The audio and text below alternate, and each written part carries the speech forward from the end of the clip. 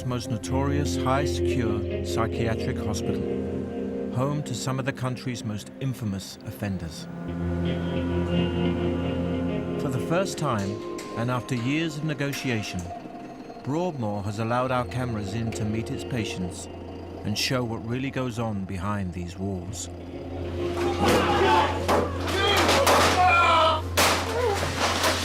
November 2-1, we're now in Kempton Wall, picking up a couple of patients. Can you confirm that gives you 4 there, please, over? I shudder at a lot of the things that I've done in life and the bad mistakes and opportunities that I've missed. For a second, I just remember bang, hearing bang, and my finger pulling the trigger. It was the worst experience I've ever had. Broadmoor's actually been my lifeline, because obviously, you know, when I was in prison, I was given 6 months to live, and I'm here 13 years later. I thought, oh no. I'm going to the funny farm. I said, oh no, mate. I knew I was coming here. I had a feeling I was coming here.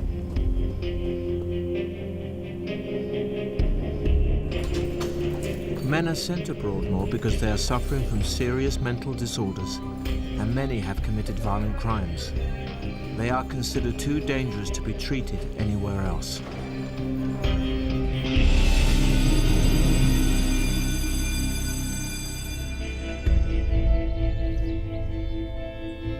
Many think that Broadmoor is simply the dumping ground for society's most notorious criminals, a final destination with no hope of return.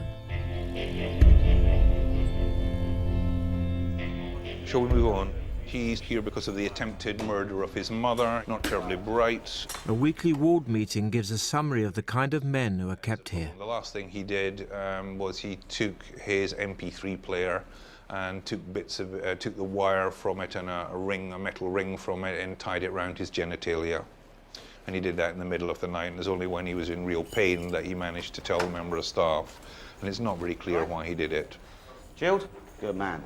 In prison, it became clear that there was something wrong with this guy. Broadmoor is home to 200 men, each carefully assigned to one of 15 wards depending on their mental state. Oh, what's there to say about him? He's 33, index offence of murder. He's got extreme kind of borderline personality disorder, antisocial personality disorder. He's in this hospital because in a medium secure unit, he sharpened the handle of a toothbrush and tried to stab a member of staff in the face. Patients' identities have been protected at the hospital's request.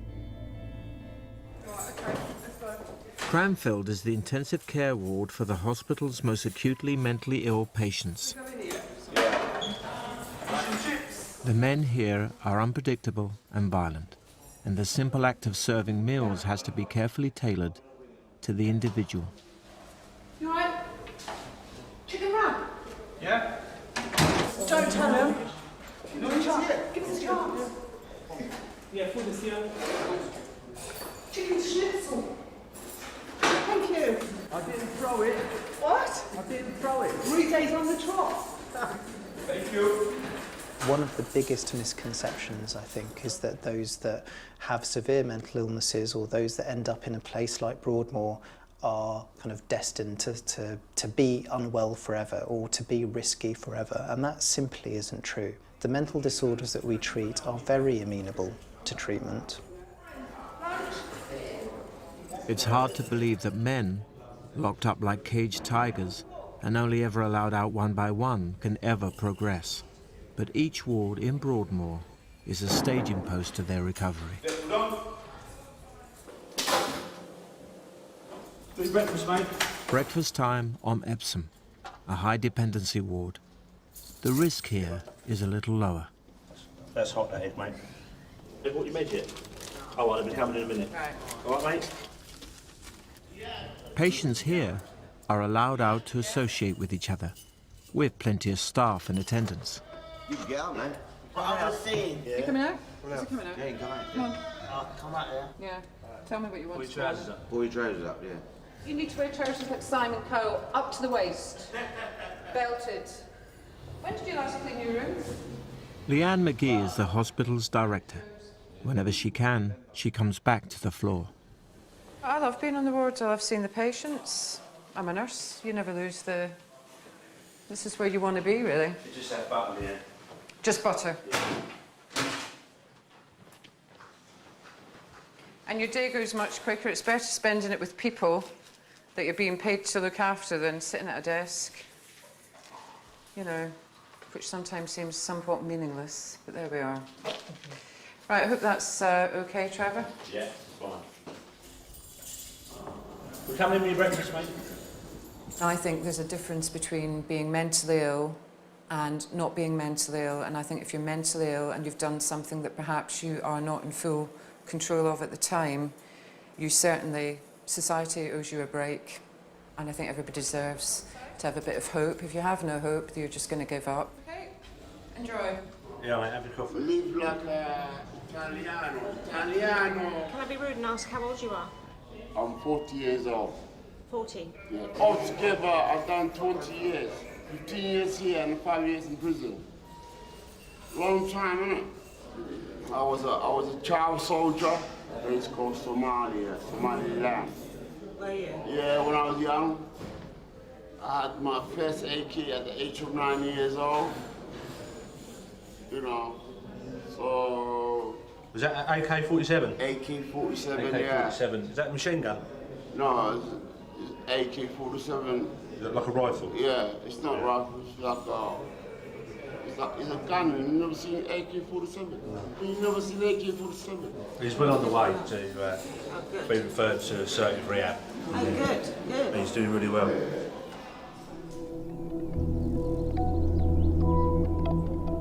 Once the risk of violence to themselves or others has been reduced, a patient can move to the greater freedom of an assertive rehab ward.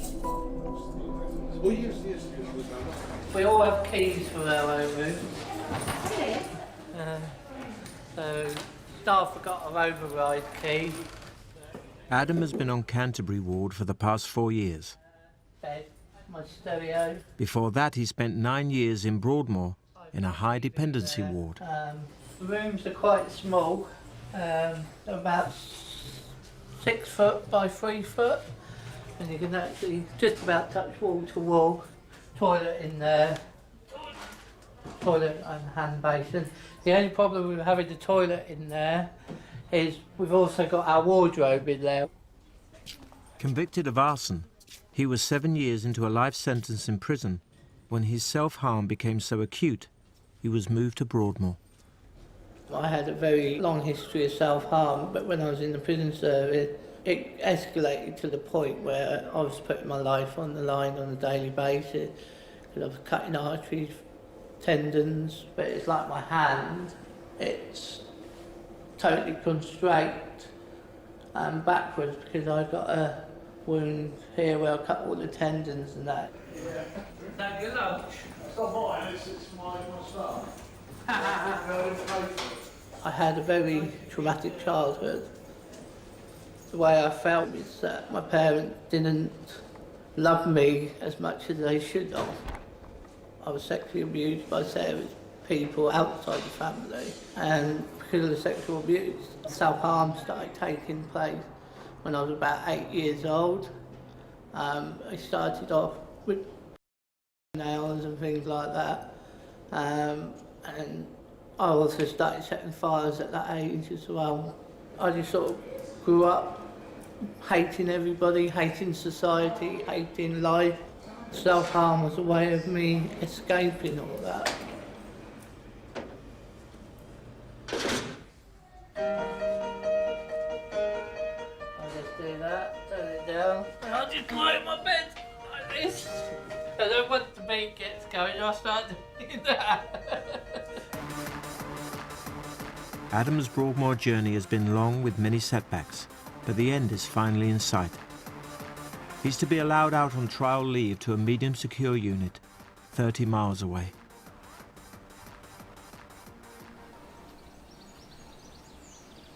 Here comes the boss. All is well. The constant toing and froing of patients on this ward can make you forget you're in Broadmoor. You know, chopped garlic, it's all going into one pot. Yeah. You need to fill up. But there's always the reminder that this is a high secure facility for men capable of violence. When patients taken in turns to cook, careful account has to be kept of everyday household items, especially of those that could be used as weapons. Thank you. When I left here last time, I'd done a catering course. Dylan is 49. It's his second time in Broadmoor. All right, mate. This is how Dylan remembers his childhood. I got born into a satanic family, very, very violent. In some cases, it would have been better to have killed me than to allow me to have this abominable life that I've had. My father, thankfully, he died homeless, alcoholic, so he was the bone breaker. You know, he would break my bones and leave me in the attic and just, that'd be it. Do you know what I mean? So I had to learn pain very quickly. Yeah, do you watch that Death Row thing? I didn't watch this week. My father raped and beat my mother badly. In his twisted thinking, he could raise a demon from some kind of hell by raping her in the way that he did. Moment I was born, she freaked out. She said, "Oh, your eyes are evil, you're evil." And that was it. She just tried killing me. She made me cat's food all the time. She was keeping me locked up in the attic. Wasn't allowed to talk to my brothers or my sister. My mother, she also liked the sexual abuse. She was adamant that every single avenue of my childhood was going to be destroyed. And she done her best of that. Can I have a plastic spoon, please? I was pretty thin. I had to steal my food.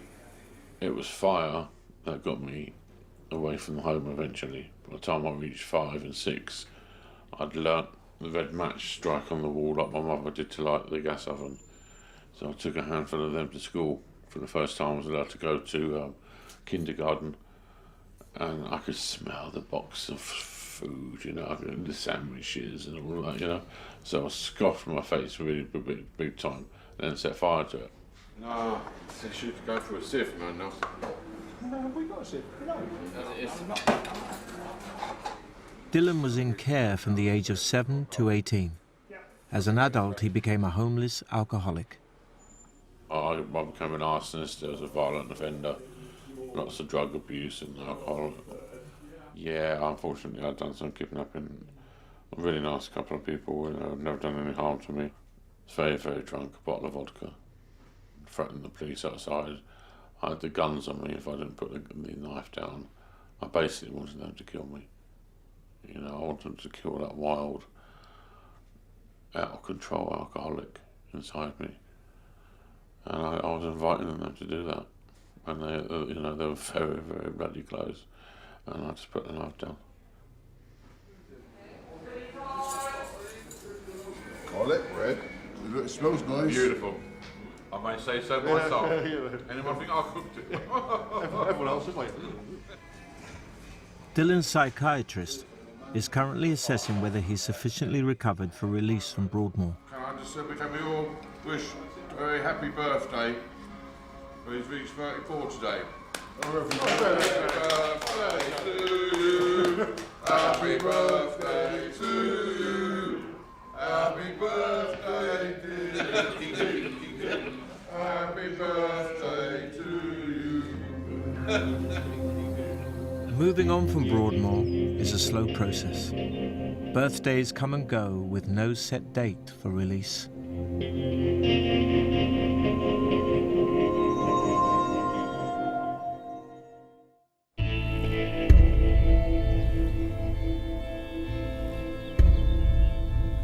Broadmoor has 800 staff.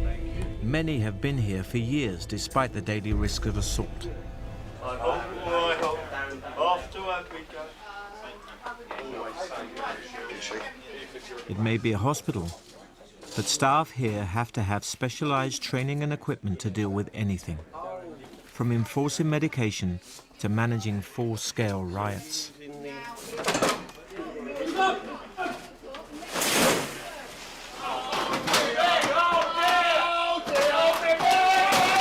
It's unusual training for nursing staff.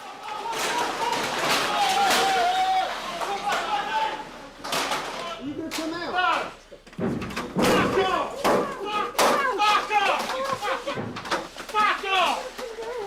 This team is deployed around 30 times a year, administering medication and disarming patients with weapons.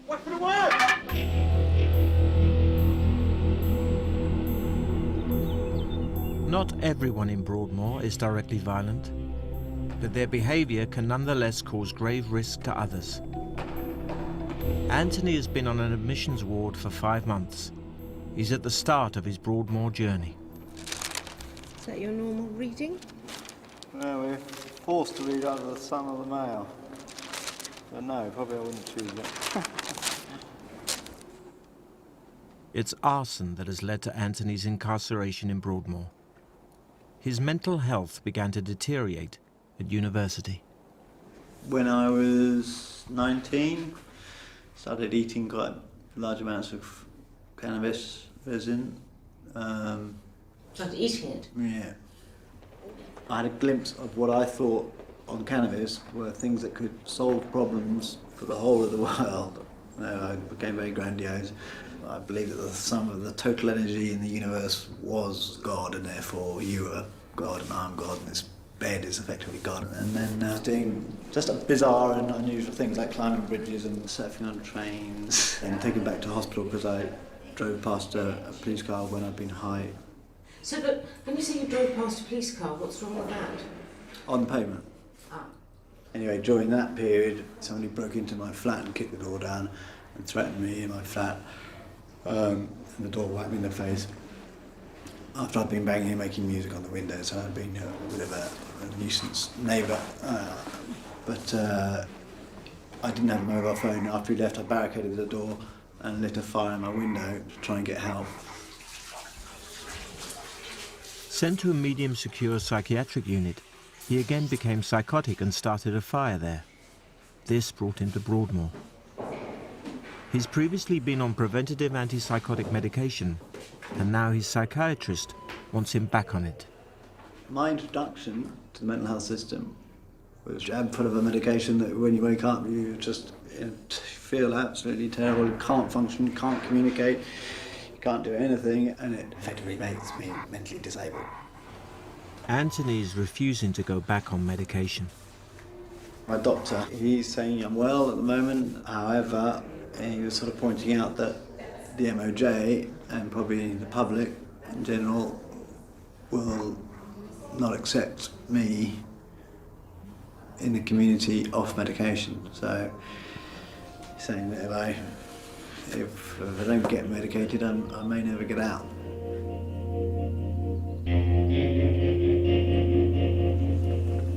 Many of the patients here have a history of substance abuse, often linked to their mental illness.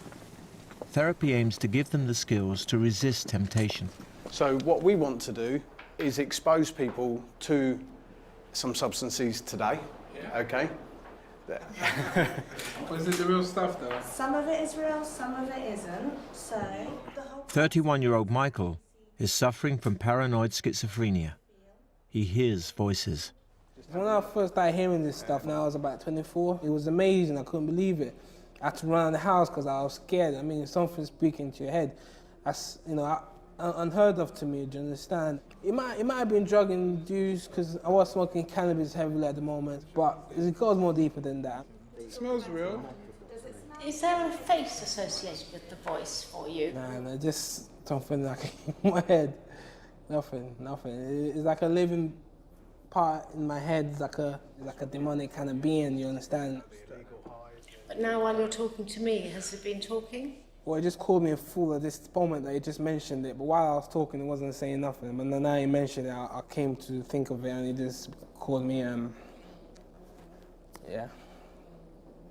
I know it's hard to believe unless you live with it, but it's just like having a conscious being in your head. Learn to live with it. I'll take that suitcase back to my room, baby. And do what? It's just nothing.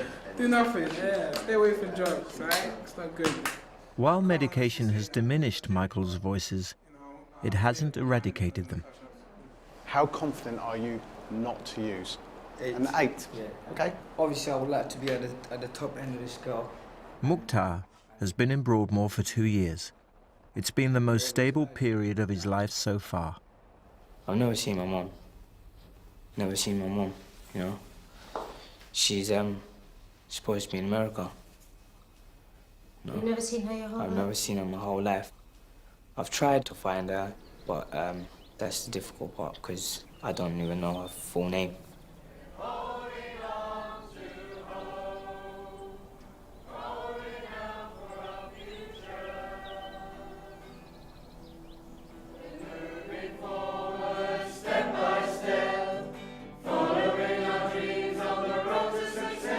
Mukhtar ran away from foster care when he was 16 and became involved in street gangs and started selling drugs. He didn't realize he was also becoming mentally ill. I've had a lot of stress. I kept on hearing voices and I kept on attacking people and I kept on being erratic behavior. A rival gang warned him off their territory. Mukhtar says his drug supplier gave him a gun and told him to deal with them. Holding a weapon, my first time, and it felt like whoa. To some extent, it did feel like, you know, that I'm dangerous now. But on the other hand, it felt like I'm vulnerable as well, you know? Armed with the gun, Mukhtar returned to the estate. And my intentions were gonna fire a gun in the air. I would certainly run off. But these people didn't run off. They chased me to the block of flats. Now I'm cornered. They attacked me, hitting me with knuckle dusters. One of them got the gun like that and pulled it, like to try and take it off my hand. I was scared. I was thinking I'm gonna get killed there. So as he grabbed the gun and he pulled it away from me, I just remember bang, hearing bang, and my finger pulling the trigger. And it's the worst experience I've ever had. How old were you? I was just turned 18, January. Just turned 18. Found guilty of manslaughter, Mukhtar was sent to Broadmoor under a hospital order. I didn't know the place. I didn't know nothing about it. I was being told about medication and everything that I'm gonna take. I said, I don't need medication. After my first dose, I understood that my voice started to reduce in intensity. And that's when I realized that, look, something is happening now. No? It was different. Mukhtar is focusing on his recovery and hopes to go to university someday. Listen, it was a long time ago and I can't even remember how I came to the streets. But I remember the older shouting out when I switched on the other kids. He's ruthless, he's devilish, he's a born killer. If I knew what I know now, I wouldn't be ruthless, I wouldn't be a sinner. Forget that, I'll be a born winner. I got locked up at a young age. It was due to a mistake that I made, but all is not lost, because I'm here now. I'm gonna rise above the clouds. What is my dream? A dream of reality. So why are you mad at me? I'm just trying to be reunited with my family.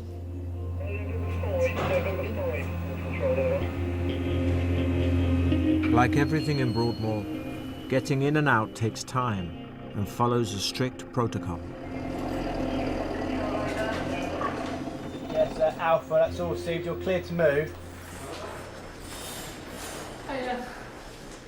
Escorted by nurses, Adam has been out to visit the medium secure unit he's hoping to move to within the next couple of weeks. Yeah, I'm 5 feet off. So it didn't go as well as I thought it would. Oh, the person whose bed I'm waiting for, who should have had MOJ permission, hasn't got it, and everything's changed and everything gone tips up. So there's going to be no movement for at least 2 to 3 months. So. Adam's been here for 13 years. He thought he was leaving in a week. Now it could be months. Yes, bank in November 5. Clear to move. 12 standby. It's a big disappointment.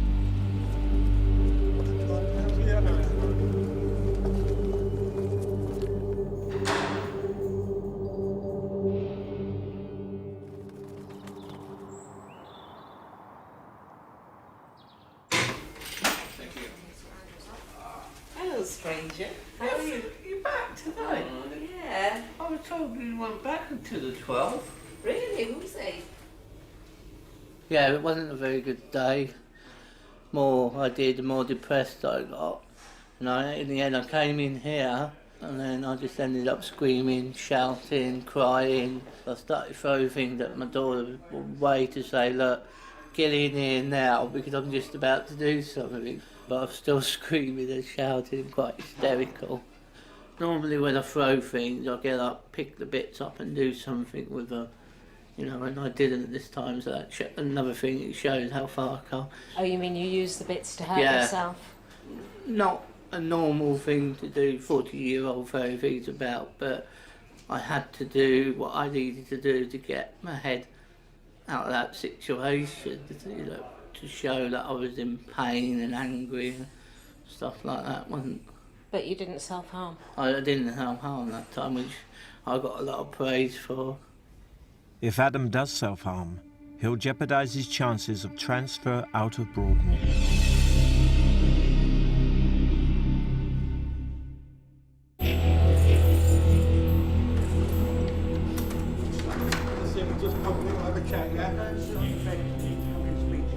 In Broadmoor, staff rely on knowing their patients well enough to be aware of what's going on in their heads. They call it relational security. This patient believes the hospital is trying to poison him. Hi. I was going to ask you the same question. I'm very well. Just to kick off, there are several staff that I can smell a bad odor coming from when they hand me something. So can they use gloves, basically? That's what I'm saying. Depending what it is. Well, anything. No. If it's food stuff, no, that's fine. But no, they're not going to be wearing gloves. You guys are Scrooge. What else is on your list? Towel. They get my flannels. I must get smelled. I don't know what to say to that.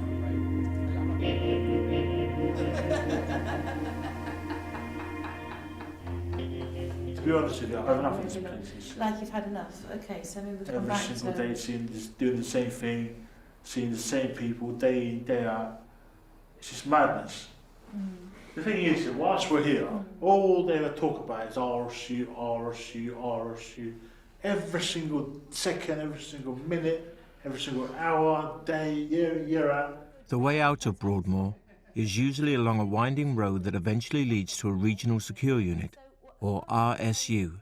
They're found in towns up and down the country. And once you do get to an RSU, all they'll talk about is, listen, you can't know where you are, you're going straight to Broadmoor. So then they're threatening with Broadmoor.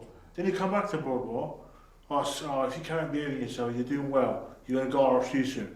Simon has been moving between high and medium dependency wards within Broadmoor for some years. Well, are we saying something about the difficulty of being here? I just abscond. I'm going to abscond if they piss me off on the RSU.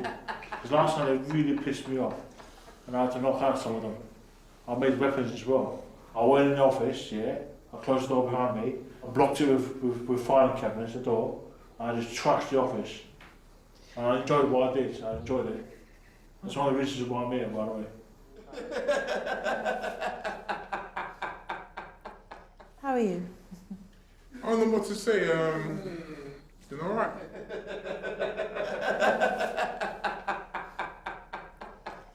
Right. I don't know what they've been laughing all day. I don't know what the guy's laughing about. I do find it irritating at the moment. That's rude. There's nothing funny about that. Do you understand? It's really rude, man. Come and behave yourself, man. There's laughter and there's inappropriate laughter. Yeah. If somebody's sharing some serious things, they might think you're laughing at them. You know, That's paranoia. you just got to be mindful of that.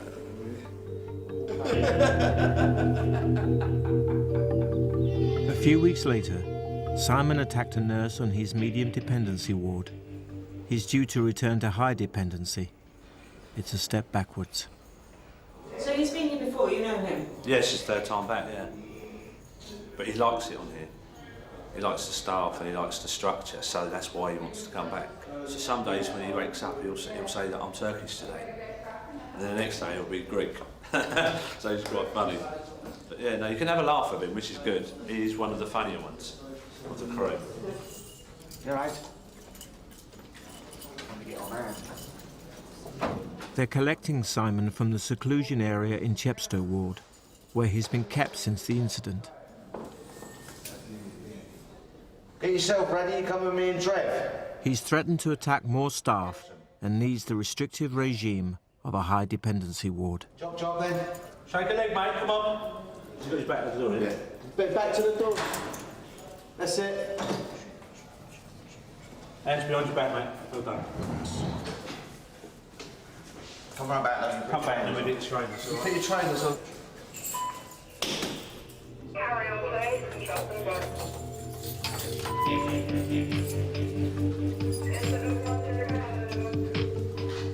It's a walk through 10 locked doors to move him to another ward in the same building.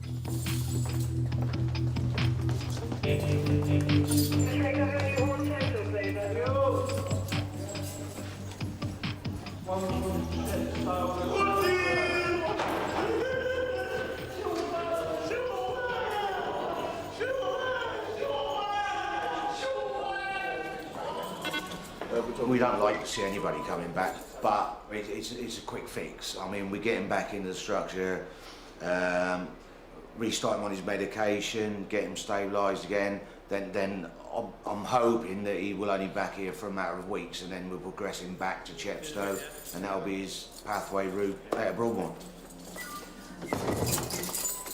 Isn't it dangerous wearing a tie? No, it's clip-on tight. So, anti-strangle.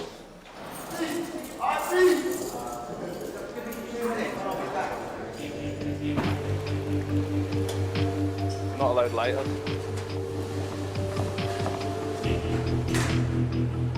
For many of Broadmoor's patients, there's stability to be found in the strict routine of an institution.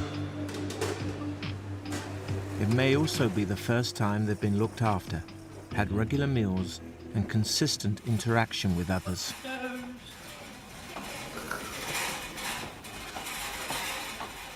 It's easy to be bad. There's no rules to be bad, but there are a billion rules to be good. But I'm learning. Dylan was a homeless alcoholic for years and ended up living in a forest, foraging for food. That was lovely. He's been on an assertive rehab ward for 4 years. He's hoping his psychiatrist will let him move on. I do believe that you continue to need treatment in hospital. Yeah. Okay, in that respect, my view is that you still have a mental disorder, personality disorder. Yeah. The thing is that the team, Yeah. we do not believe that you need to continue this treatment in high security. I'm still cautious. I still believe that you need treatment in conditions of security. Yeah. Anything else then? No, I'm really just keeping it. I'm getting old now, you know. I haven't got time for all this sort of. What do you mean by old? Getting old. Anybody who's younger than me. Yeah.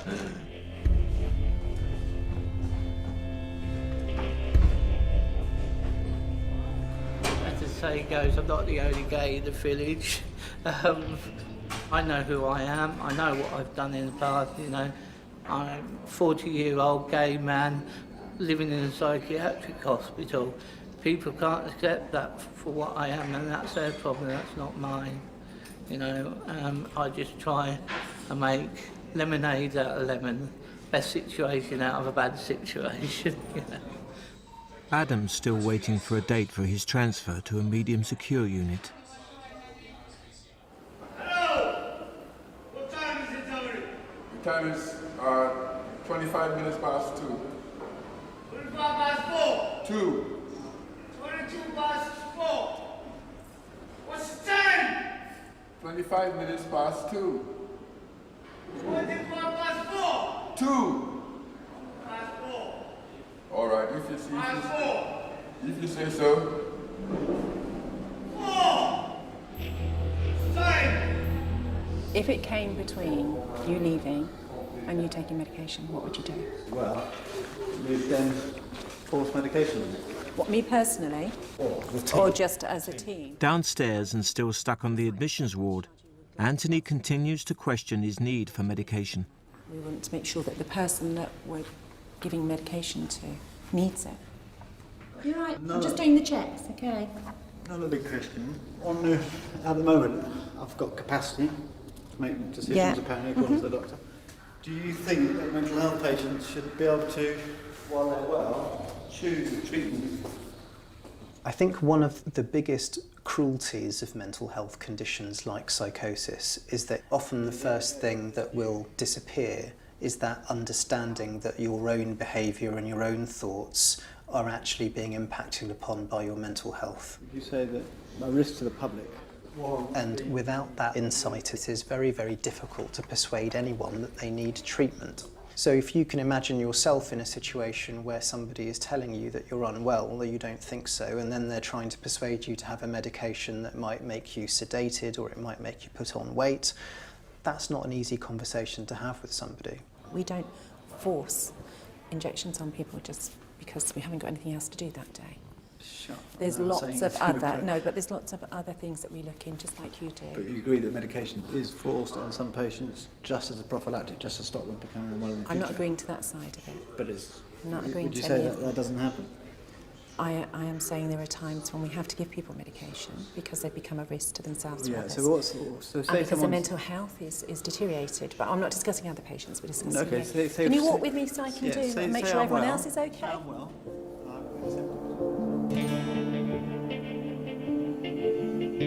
Adam's got the news he's been waiting for. His bed in the medium secure unit is finally available. I don't want to let my family down. I don't want to let myself down.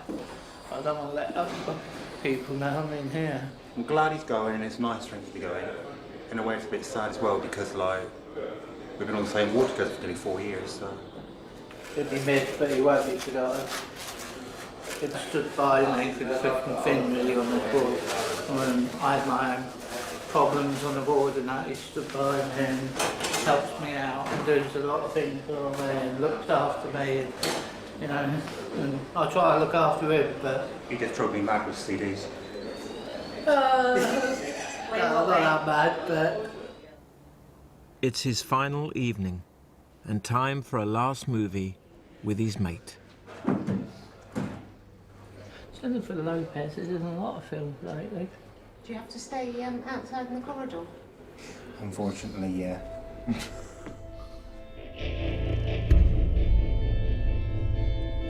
I will miss this place. It's been my home for nearly 40 years. I know people don't like us calling it home, but it is home.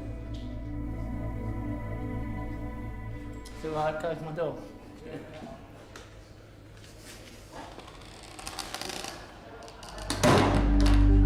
Last night behind the bar.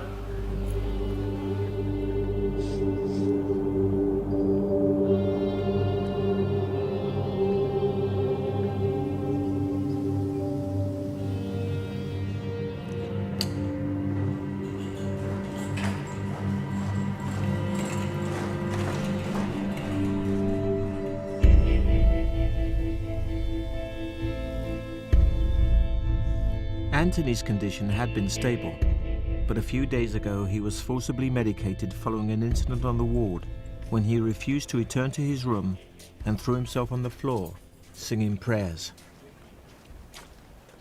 Best thing is if we start off with your perspective on things. His brother and his solicitor are attending a meeting to discuss his care.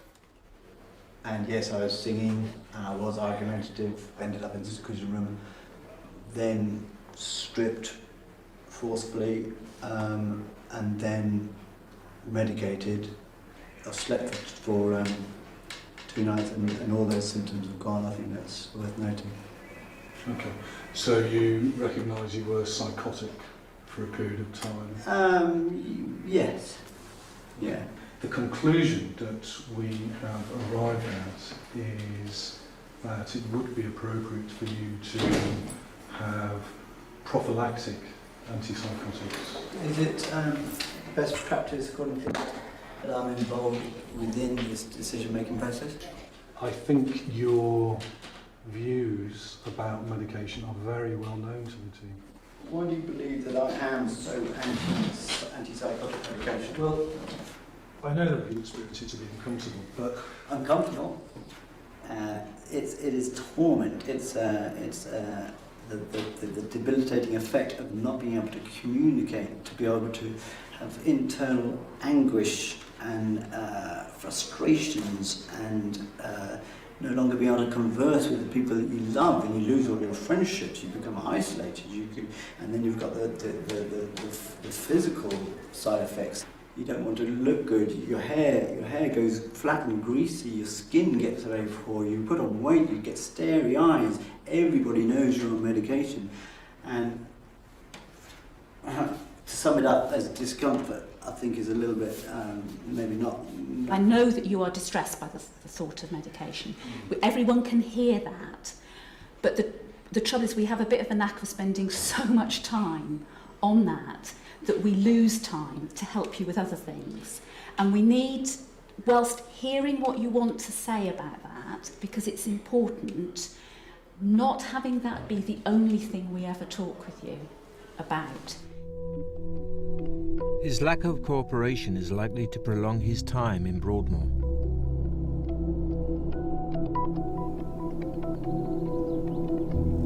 After a second psychotic episode, Anthony started taking medication. He's been allowed to move to an assertive rehab ward. Are we ready? Yeah. So, man, Can you do level 1 for me, please? Following his psychiatrist's recommendation that he be kept in less secure conditions, Dylan is going to a mental health tribunal to see if they will agree. I have totally outgrown being in Broadmoor. Okay, I've done my medication, I've done my groups, I've done everything. Let's see the next stage now, give me a little bit of hope. So, because I'm a one-man band, I don't have family outside or nothing. So if I give up, that's it, no one's going to pick me up and say, well, look, come on.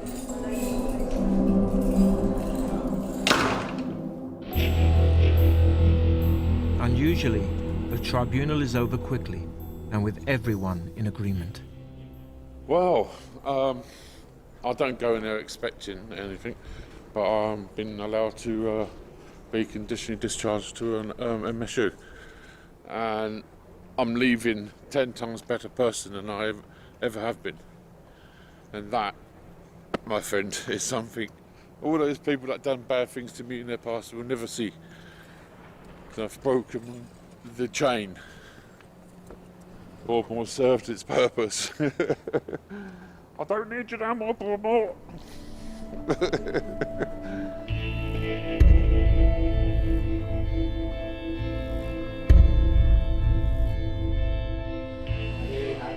Adam is finally leaving Broadmoor, and Leanne, the hospital's director, has come to say goodbye. Goodbye, good luck. Oh, okay. Yeah. All the best. And you. Okay? Yeah. Don't come back. All right. All right then. Cheers. Bye, Leanne. That's nice for a to come down. You look after yourself. Don't get too stressed out. Don't let this place drag you down. Right, excuse me. All right, you soon. See you later, all right? Yeah, take care. Good luck. I'll give you that. Thank you. And I'll give you this. Don't have the key ring because that's my own. Bye-bye, room.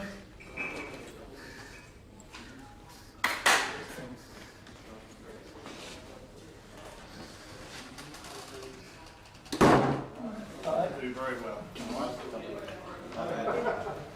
I think on behalf of the team, we're really proud of you. I didn't get an emotional now, but we are really proud of you. Good luck. Yeah. And we mean that. Alright, Good take luck. care. Don't come back. Alright. Well, best of luck, yeah? Yeah. Take care, yeah? Take care. Alright. Oh no!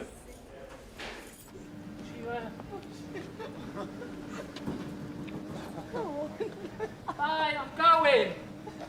Bye.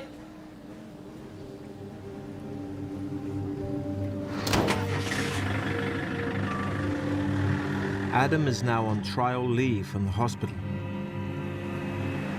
In the event of an incident, he could be recalled at any time.